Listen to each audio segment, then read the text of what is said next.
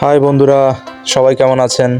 কন্যাসা আসলাম ঘোরার জন্য। অতিথি পাখিগুলোর সাথে দেখা হয়ে গেল, তাই ওদের সাথে আনন্দটা ভাগাভাগি করে নিলাম।